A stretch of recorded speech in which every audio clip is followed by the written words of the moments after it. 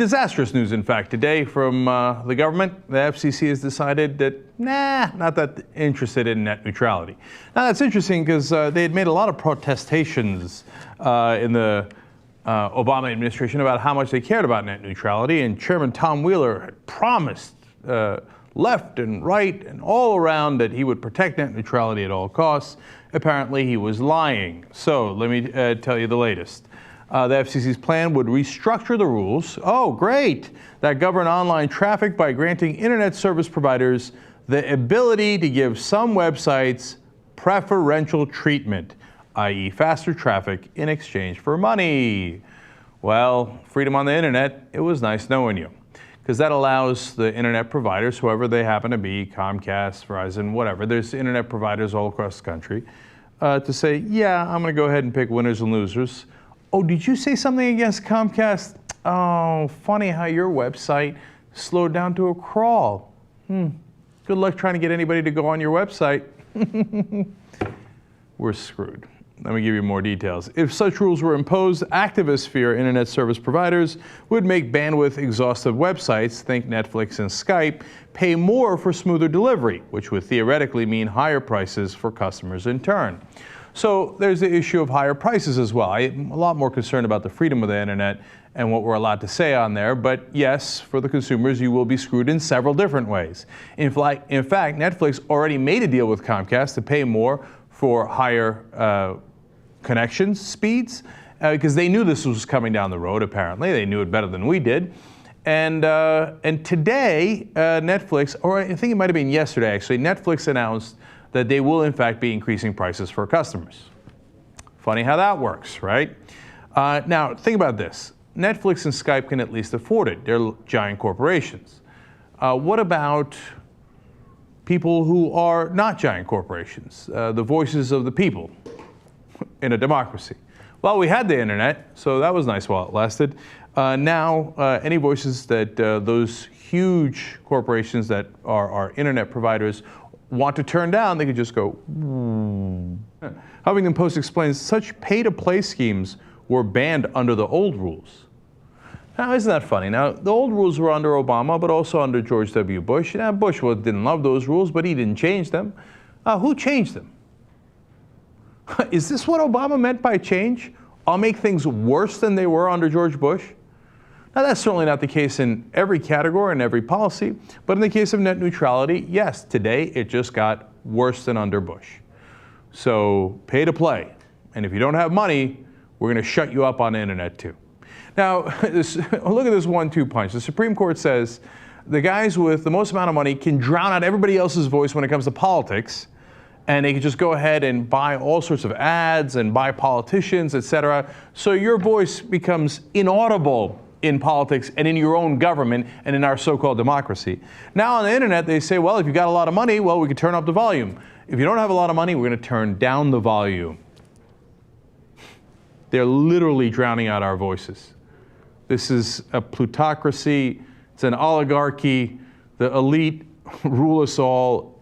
We got to get control of this before they ruin the internet for good. If we don't fight back immediately, if you don't get your government back, of course this is what they're going to do.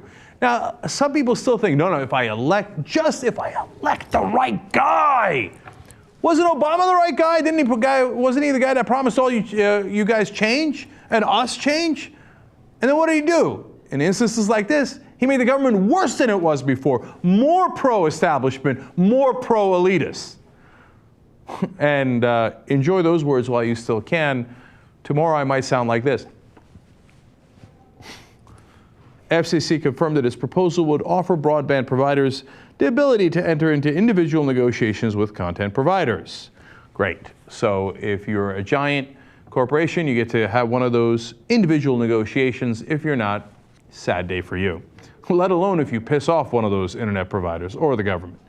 Critics argued that the end of net neutrality could have far-reaching effects on U.S. society by stifling innovation, hindering cash-strapped internet startups from getting off the ground, and widening the gap between the rich's internet and the poor's. Great. Now we're going to have income inequality destroy the internet as well.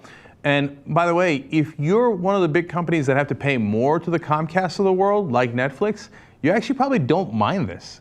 Because yes, that increases your cost a little bit. But what it also does is it kills off all of your new competitors. You want to start a new business, try to catch up Netflix? All Comcast has to do is increase the prices, and you'll never be able to do that.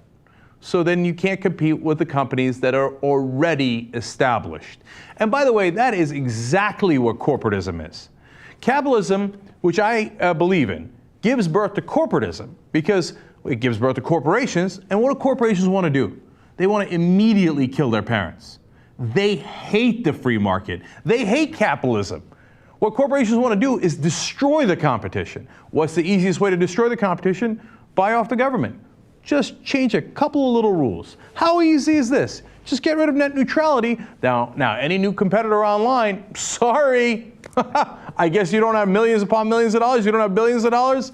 Well, we just had to change the rules a little bit so that we can now drown out your voice and kill off all of our competition, so that we could be an even more entrenched oligarchy. See, this is how we get to the income inequality. This is how we get to the injustice. There's only one answer, man. If you don't get your government back, if you don't control your politicians, if you don't have democracy, if you don't have a republic, you don't have anything. The elites will rule us forever. You know what I think. Wolfpack, wolf-pack.com, okay? I don't tell you that because, hey, look, this is an opportunity to talk about Wolfpack. No. If that does not succeed, and I, look, challenge any of you, you don't want to do it through Wolfpack, God bless your heart. Let me see you do it in another way. You got to get the money out of politics. If these guys who have all this money control our politicians, of course they're going to set the rules in their favor. If you got another way of defeating that, you got another way of changing that, I'm all ears. I'm all ears. But the reality is, there's only one thing we can do. You got to go to the Constitution. You've got to get an amendment. If you don't get an amendment, we're all screwed. And now our window of time has gotten narrower. How long do you think it's going to take before all the internet providers start slowing down the websites that haven't paid enough or that they don't like the content of? How long is that going to take? You got to go right now, man.